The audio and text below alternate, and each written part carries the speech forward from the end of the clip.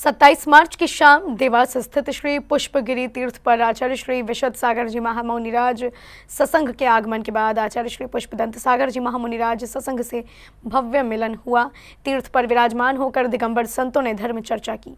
आचार्य श्री विशुद्ध सागर जी महाराज सत्संग का मंगल विहार इंदौर के लिए चल रहा है। इस क्रम में ही आचार्य श्री सत्संग का मंगल पदार्पण 27 मार्च की शाम देवास स्थित श्री पुष्पगिरी तीर्थ पर हुआ, जहां विराजमान आचार्य श्री पुष्पदंत सागर जी महाराज सत्संग से उनका आत्मीय मिलन हुआ और फिर द्वय आचार्य संघ ने समस्त तीर्थ के दर्शन किए।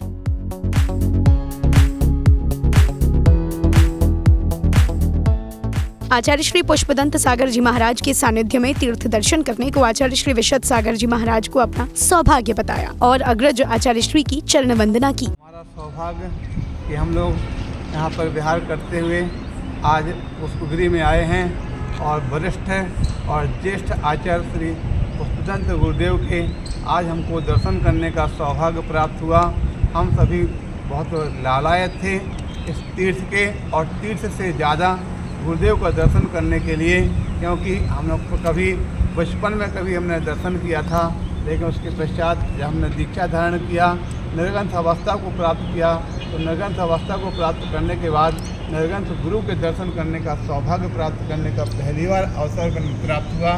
और हमारे संघर्ष से सभी साधुजन, इन सबकी भी भावना थी कि हमारे वरिष्ठ और श्रेष्ठ आचार्य जो आचार्य भगवान श्री विमल सागर जी महाराज के संस्कारों से संस्कारित हैं, उनकी वात्सल्यमयी भावना से, उनके वात्सल्य गुणों से संयुक्त हैं।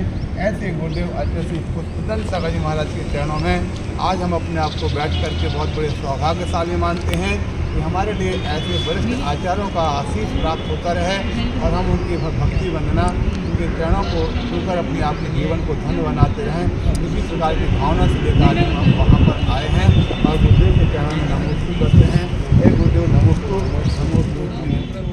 वहीं आचार्य श्री पुष्पदंत सागर जी महाराज ने आचार्य श्री विशुद्ध सागर जी महाराज के पूरे संघ की चर्या की अनुमोदना की। धर्मी भाई मुनिराज यहाँ बैठे हैं, इनमें आचार्य भी हैं, उपाध्याय भी हैं, सभी लोग हैं।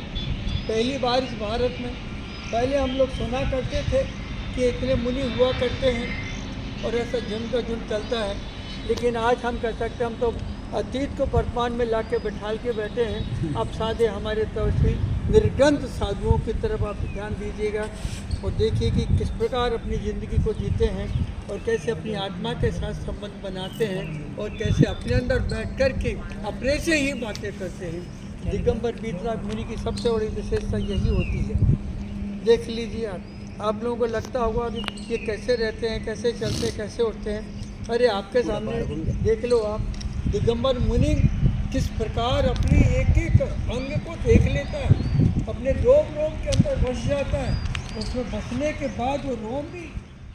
द्वय आचार्य संघ के वात्सल्य मिलन के बाद श्री पुष्पगिरी तीर्थ की धरा भी धन्य हो गई। द्वय आचार्य संघ के मिलन को जिसने देखा उसने अपने फोन में कैद कर लिया। जैन फोकस के लिए देवास मध्य प्रदेश से ब्यूरो रिपोर्ट।